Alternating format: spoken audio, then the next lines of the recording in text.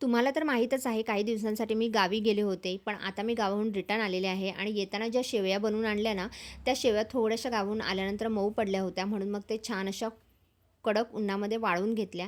त्यानंतर दुपारी त्या छान अशा पाखडून घेतल्या आणि पाखडून घेतल्यानंतर मी ते छान अशा बॅगमध्ये पॅक करून हवाबंद डब्यामध्ये ठेवून देणार आहे, जेणेकरून त्या जशा आहेत तशा कडक आणि कुरकुरीत राहतील. त्यानंतर मग आज फ्रायडे होता म्हणून मग ठेवणीचा कांदाही घेऊन आले. 25 किलो कांदे मी घेऊन आलेले आहे सध्या तरी. अजून लागणार आहेत मला. सध्या मी 25 किलो घेऊन आलेले आहे. ₹18 पर केजीने मला हे कांदे मिळालेले आहेत. छान असे सुके आणि कडक असे कांदे आहेत.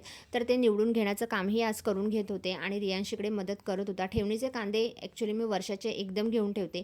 आता 25 किलोच घेतले, कारण बाकीचे जे होते ना ते इतके मला काही खास वाटले नाहीत, म्हणून 25 किलो सध्या घेतल्यानंतर लागल्यानंतर पुन्हा मी अजून घेऊन ठेवणार आहे. आणि त्यानंतर इकडे कांदे निवडण्याचं काम झालेलं आहे. त्यातले जे काही चांगले छान असे वाटले ना ते करंडीमध्ये मी ठेवून दिलेले आहेत भरून, आणि थोडेसे जे आहे ते रेग्युलर यूजसाठी काढलेले आहेत. पण ते सगळं क्लीन केल्यानंतर हा जो सगळा कचरा आहे ना तो आता मी आवरायला घेते. चला तर भेटूया नेक्स्ट